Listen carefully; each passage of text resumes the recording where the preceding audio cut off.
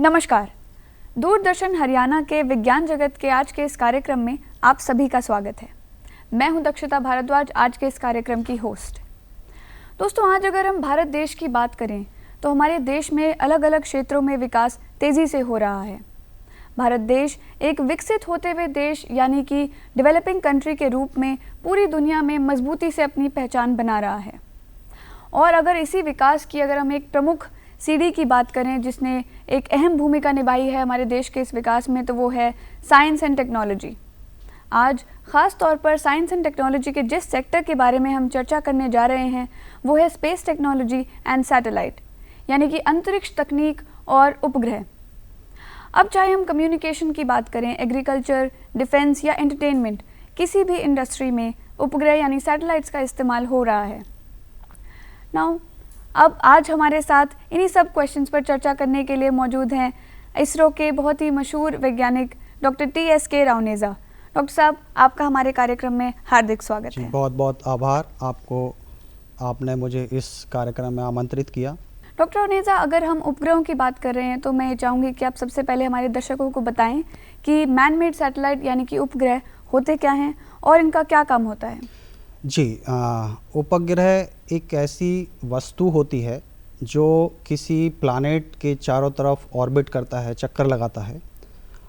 अगर हम उपग्रह की जो प्रकार होते हैं उनकी बात करें तो उपग्रह मुख्यतः दो प्रकार के होते हैं। एक प्राकृतिक उपग्रह, जैसे चंद्रमा पृथ्वी का प्राकृतिक उपग्रह है, ऐसे ही जो बृहस्पति ग्रह है उसके कई सारे उपग्रह हैं। और दूसरा जो प्रकार होता है वो होता है कृत्रिम उपग्रह, जिनको मनुष्य बनाता है और उनको ऑर्बिट में छोड़ता है और वो एक डेफिनेट जो पर्पस होता है उसको फुलफिल करते हैं। जी, जैसा कि आपने बताया अभी कि उपग्रह के प्रकार, मैं आपसे जानना चाहूँगी कि पहला उपग्रह कब और किसने किन परिस्थितियों में बनाया था। आधुनिक समय में जो पहला उपग्रह वो स्पुतनिक, जो सोवियत यूनियन ने 1957 को प्रक्षेपित किया था, लॉन्च किया था। जी डॉक्टर साहब, अब आप बताएं कि ये कौन कौन से ऐसे क्षेत्र हैं जहाँ पे स्पेस टेक्नोलॉजी और जिनकी उपयोगिता आगे आने वाले समय में और बढ़ी जा रही है। जी, जो अंतरिक्ष विज्ञान है ये एक भविष्यगामी क्षेत्र है, भविष्यगामी फील्ड है जहाँ पे बहुत सारी चुनौतियाँ हैं, बहुत सारे समाधान हैं। अगर बात की जाए उपग्रहों के प्रयोग की, उपयोग की, तो जो सबसे पहले आता है वो आता है संचार, कम्युनिकेशन। तो जो हमारे उपग्रह हैं वो कम्युनिकेशन में बड़ा अहम भूमिका निभाते हैं। आज हम बहुत ही कम समय में कह सकते हैं कि कुछ ही क्षणों में हम किसी भी देश में वीडियो कॉल के माध्यम से और ऑडियो कॉल के माध्यम से बहुत जल्दी कनेक्ट हो जाते हैं। इस सब के पीछे जो अहम भूमिका निभाता है वो उपग्रह टेक्नोलॉजी निभाता है, सैटेलाइट टेक्नोलॉजी निभाता है।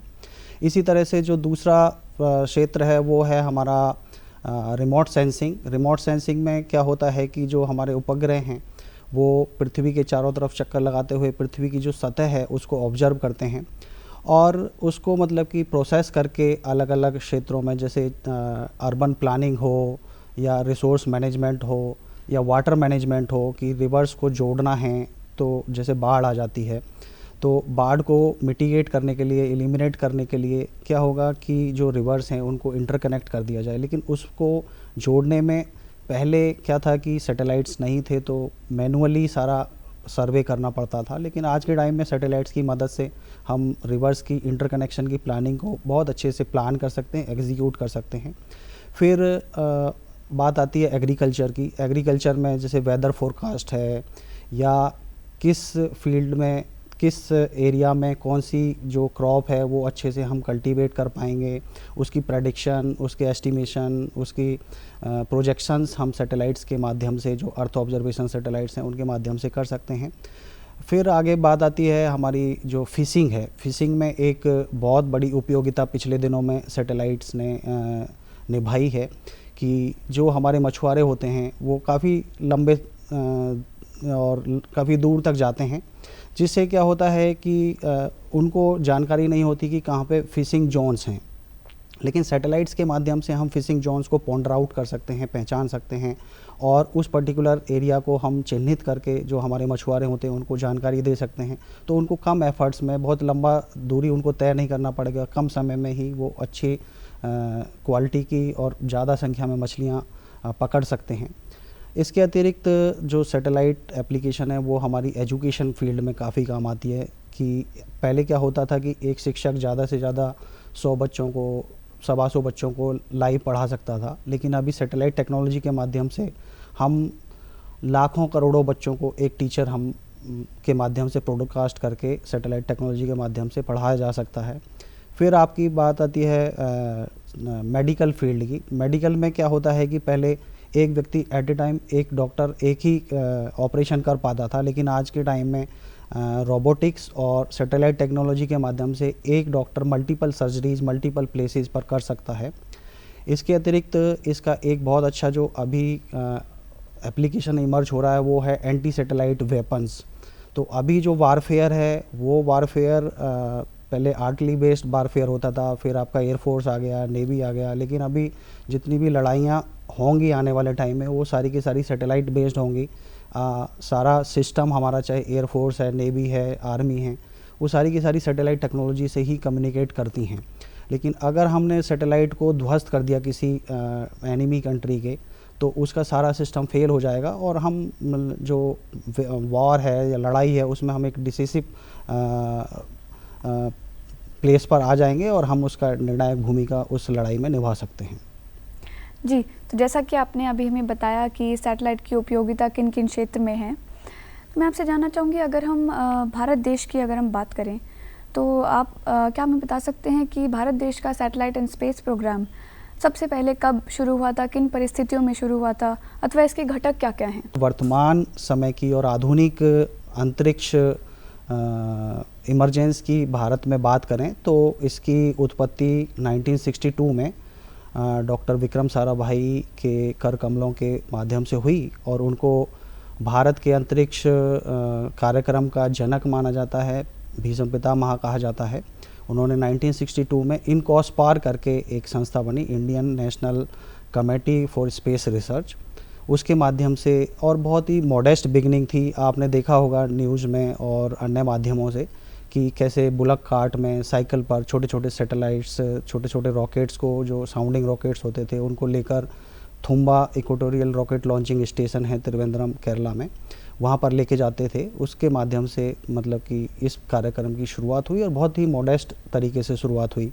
फिर थोड़ा आगे हम बढ़े तो 1969 में इसरो, जिसको वर्तमान में हम इंडियन स्पेस रिसर्च ऑर्गेनाइजेशन के नाम से जानते हैं, उसकी शुरुआत हुई और उसके कुछ वर्ष बाद डिपार्टमेंट ऑफ स्पेस, अंतरिक्ष विभाग का गठन हुआ और उसके अंतर्गत इसरो को लेकर आए। और भारत में जो पहला उपग्रह प्रक्षेपित किया गया या लॉन्च किया गया वो 1975 में आर्यभट्टा के रूप में पहला उपग्रह लॉन्च किया गया। तो इस तरह से बड़े ही साधारण तरीके से, बड़े ही मॉडेस्ट तरीके से भारत में अंतरिक्ष अनुप्रयोगों की शुरुआत हुई। जी, भारत में ये शुरुआत हुई, इसलिए हमें आज आप जैसे वैज्ञानिक मिल रहे हैं।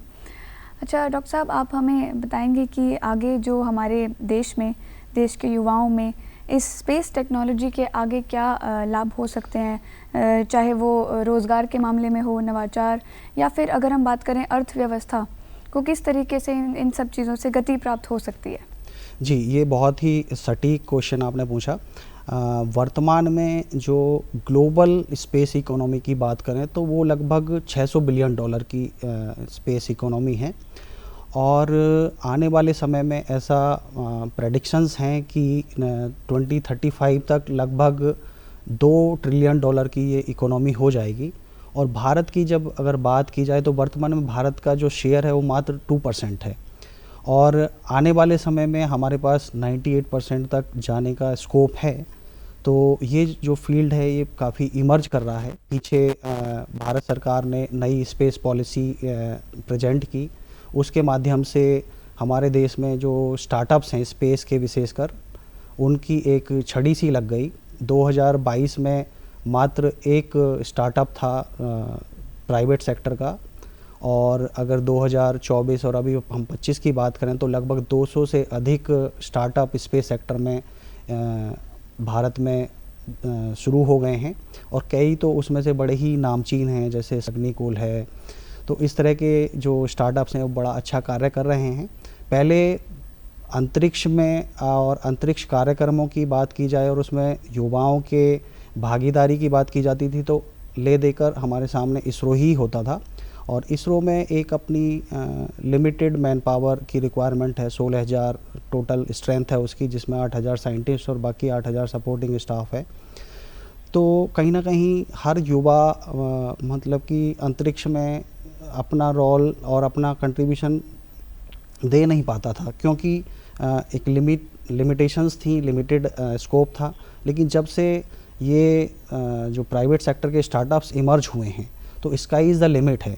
अभी 200 प्लस स्टार्टअप्स हैं, आने वाले टाइम में ये स्टार्टअप्स और भी बढ़ सकते हैं, और ये अभी भारत के लिए जो उपग्रह हैं और जो रॉकेट्स हैं उनका निर्माण करते हैं। आने वाले समय में दूसरे देशों के लिए हमने लॉन्चिंग सर्विसेज इसरो ने ही शुरू कर दी थी। जैसे आपने देखा सुना होगा कि 100 से ज़्यादा सैटेलाइट्स एट ए टाइम हमने लॉन्च किए थे।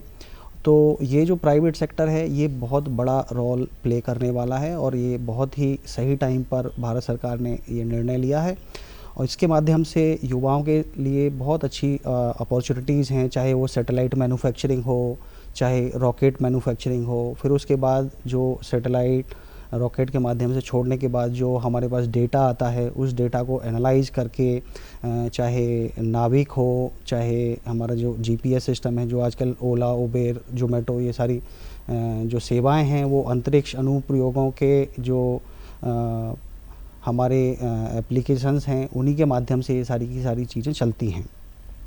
इसके अतिरिक्त हम जो मैंने बात की कि एग्रीकल्चर है, एग्रीकल्चर को हम और ज़्यादा सुदृढ़ बनाने के लिए और ज़्यादा दुरुस्त बनाने के लिए जो हमारे रिमोट सेंसिंग सैटेलाइट्स हैं उनका जो डेटा जनरेट होता है उस डेटा को अच्छे से एनालाइज किया जा सकता है। अर्बन प्लानिंग में हम बात कर सकते हैं। इवन मैंने कहा कि एंटी सैटेलाइट वेपन्स हैं। तो ये ऐसे इमर्जिंग फील्ड्स हैं जिनमें भारत के युवा बहुत अच्छी भूमिका निभा सकते हैं और बड़ी संख्या में निभा सकते हैं, और सारी दुनिया की जो रिक्वायरमेंट है, आवश्यकताएं हैं सैटेलाइट टेक्नोलॉजी बेस्ड, उनको हम कैटर कर सकते हैं। जी, तो जैसा कि हम सब जानते हैं कि हाल ही में हमने एक बहुत ही गर्व का समय महसूस किया, जिसमें कि हमने देखा कि जो कैप्टन शुभांशु शुक्ला हैं उन्हें न सिर्फ स्पेस में जाने का, रहने का, बल्कि वहाँ पर स्पेशल एक्सपेरिमेंट करने का भी मौका मिला। तो अगर हम स्पेस सिनेरियो की अगर हम बात करें तो ऐसे आजकल नए मिशन हमें सुनने में आ रहे हैं, जैसे गगनयान मिशन हमारे देश में लॉन्च किया जाने वाला है। तो उस मिशन के क्या ऑब्जेक्टिव्स हैं या क्या चैलेंजेस, क्या कठिनाइयां हैं जो कि आगे आने वाले समय में हमें जिनका सामना करना पड़ सकता है? जी, ये बड़ा अच्छा सही समय पर एक प्रयास है। गगनयान उस मिशन का नाम है। गगन मतलब कि स्काई और यान मतलब कि लॉन्च व्हीकल या रॉकेट, तो स्पेसक्राफ्ट। तो गगनयान उस मिशन का नाम है। उसी के तहत जो शुभांशु जी हैं उनको अंतरिक्ष में प्रक्षेपित किया गया। वो जो अंतर्राष्ट्रीय अंतरिक्ष स्टेशन है वहाँ पर वो रहकर आए। उससे पहले उनकी बड़ी रिगरस ट्रेनिंग सालों तक चली। 2 लोगों को चयनित किया गया था, उन 2 में से एक शुभांशु जी थे। वो सफलतापूर्वक वहाँ रहकर आए, कई सारे प्रयोग वहाँ करके वापस बहुत ज़्यादा अनुभव के साथ वो भारत वापस आए हैं पिछले कुछ दिनों में ही। और भारत के गगनयान की बात की जाए तो उस मिशन पर पिछले कई वर्षों से कार्य चल रहा है, और ऐसा एस्टिमेशन था कि 2026 में गगनयान को पूर्ण किया जाए। लेकिन अभी पीछे, क्योंकि ये जो मिशन है ये इतना कॉम्प्लेक्स है, इतना टिपिकली हार्ड होता है कि किसी देश के लिए अंतरिक्ष में मानव को भेजना बहुत ही चैलेंजिंग कार्य होता है, क्योंकि इसमें कई सारे सिस्टम्स, इवन जो उनका जो एक्सक्रीटा होता है, ह्यूमन एक्सक्रीटा होता है, उसको मैनेज करने के लिए भी एक पर्टिकुलर सिस्टम बनाया जाता है। फिर क्या है कि जो अंदर एक जो क्रिटिकल होता है वो लाइफ सपोर्ट सिस्टम होता है। लाइफ सपोर्ट सिस्टम बनाना अपने आप में बहुत बड़ा काम होता है। तो भारत की प्रगति बड़ी अच्छी है। हम लोगों ने कई सारे री एंट्री कैप्सूल एक्सपेरिमेंट्स किए हैं। अभी पीछे कुछ दिनों पहले हमने जो री एंट्री, एक बड़ा चैलेंज होता है कि अगर री एंट्री में हम कामयाब हो गए तो इस मिशन को पूर्ण करना काफ़ी हद तक अचीव कर लिया जाता है। तो वो री एंट्री वाला जो प्रयोग था उसमें हमने काफ़ी महारत हासिल किया है। लाइफ सपोर्ट सिस्टम पे काम चल रहा है, अन्य जो एनर्जी सिस्टम्स हैं, क्योंकि इस मिशन के अंदर बहुत सारी ऊर्जा की ज़रूरत होती है। जो हमारे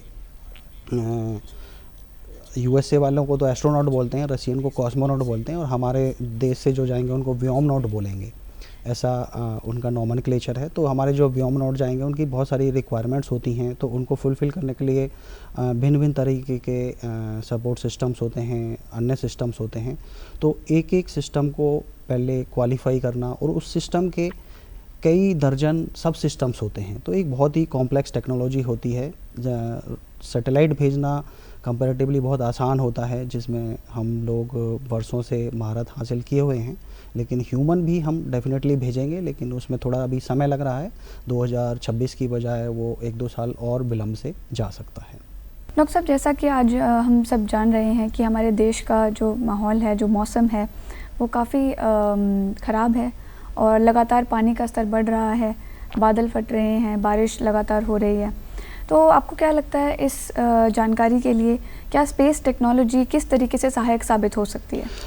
डेफिनेटली ये जो बाढ़ ग्रसित क्षेत्र हैं, बाढ़ ग्रसित जो प्रदेश हैं, उनमें स्पेस टेक्नोलॉजी का भारी भरकम उपयोग किया जा सकता है। इनफैक्ट इसरो की जो सैटेलाइट्स हैं उनके माध्यम से ज़रूरी जानकारी दी भी जा रही हैं। तो जो अर्थ ऑब्जर्वेशन सैटेलाइट्स होते हैं, जो अर्थ की लोअर ऑर्बिट में रहते हैं और पूरे अर्थ को स्कैन करते हैं, विशेषकर हमारे देश का जो पर्टिकुलर एरिया है उसको स्कैन करते हैं, तो वेदर फोरकास्टिंग में बहुत बड़ा रोल प्ले करते हैं। तो उससे हम अभी हमारे पास वॉल्यूमस डेटा है, तो उस डेटा के बेसिस पर हम प्रेडिक्ट कर पाते हैं कि अब इस पर्टिकुलर एरिया में कैसा मौसम है और आने वाले कुछ घंटों में कैसा मौसम रहेगा। तो उस जानकारी के आधार पर हम वहाँ से जो ह्यूमन कैजुअलिटीज़ हैं उनको कम कर सकते हैं, ह्यूमन को वहाँ से इवैक्यूएट कर सकते हैं। तो इस तरह से भारत का जो अंतरिक्ष प्रयोग है, अंतरिक्ष कार्यक्रम है, वो बहुत अहम भूमिका निभाता है। जी, तो आजकल जैसा कि हम सब जान रहे हैं कि हमारे देश के युवाओं का, बच्चों का स्पेस, साइंस, टेक्नोलॉजी, सैटेलाइट, इन सब में बेहद रुचि है उन सब की। अगर किसी बच्चे की इन सब चीज़ों में रुचि है, तो किस तरीके से वो आगे बढ़कर स्पेस एंड टेक्नोलॉजी का एक हिस्सा बन सकता है, इस बारे में आप जानकारी ज़ाहिर करें। जी, इसके लिए इसरो भारतीय अंतरिक्ष अनुसंधान संगठन केंद्र का एक एग्ज़ाम होता है जिसको ICRB बोलते हैं, इसरो सेंट्रलाइज रिक्रूटमेंट बोर्ड। उसके माध्यम से भारत के युवा अंतरिक्ष कार्यक्रम का हिस्सा बन सकते हैं। ये विशेषकर जो तकनीकी क्षेत्र होते हैं उसके लिए रिक्रूटमेंट करता है। इसके अतिरिक्त administration, purchase, stores, medical officers, इस तरह के अलग अलग रिक्रूटमेंट होते हैं। उसके लिए जो इसरो की और इसरो के जो अन्य सेंटर्स हैं उनकी ऑफिशियल वेबसाइट्स के माध्यम से हम जानकारी जुटा सकते हैं। और जैसा कि मैंने कहा कि अब भारत में स्टार्टअप कल्चर आ गया है, विशेषकर स्पेस स्टार्टअप कल्चर आ गया है। तो जो लोग, क्योंकि इसरो में लिमिटेड मैन पावर की ज़रूरत होती है 16,000 की, तो लेकिन युवा तो हमारे यहाँ पे 31 करोड़ हैं, तो वो प्राइवेट सेक्टर में जैसे 200 प्लस हमारे यहाँ पे स्पेस सेक्टर के स्टार्टअप्स हैं और आने वाले टाइम में बढ़ेंगे, तो उनके माध्यम से भी वो स्पेस कार्यक्रम में अपनी भूमिका दर्ज करा सकते हैं। जी, जैसा कि अब हमने पिछले कुछ समय में देखा है कि किस तरह से देश और दुनिया का हाल थोड़ा सा युद्ध में ही है। आजकल हम बहुत सारी खबरें पढ़ रहे हैं कि युद्ध की स्थितियाँ जो बन जाती हैं, जैसे कि हमारी नेबरिंग कंट्रीज़ में भी होता है, युद्ध की स्थिति कभी कभार बन जाती है, कभी कभार इस तरीके की चीज़ें, घटनाएं यहाँ सामने आती हैं जिस पे हमारा कंट्रोल नहीं रहता। तो उन सब चीज़ों के लिए स्पेस एंड टेक्नोलॉजी, सैटेलाइट, इन सब का क्या इस्तेमाल किया जा सकता है? स्पेस का बड़ा भारी भरकम आजकल वारफेयर में प्रयोग किया जाता है। पीछे जो युद्ध हुए उसमें भी इसरो ने अहम भूमिका निभाई। बड़ा ही सेंसिटिव डेटा जो भारत की आर्मी है, नेवी है, एयरफोर्स, उनको मुहैया कराया। उसके आधार पर बड़े अच्छे से वो विश्लेषण कर पाए शत्रु का, और उसकी जो भी चाल थी उसके मिटिगेट करने में ये डेटा बड़ा ही उपयोगी रहा।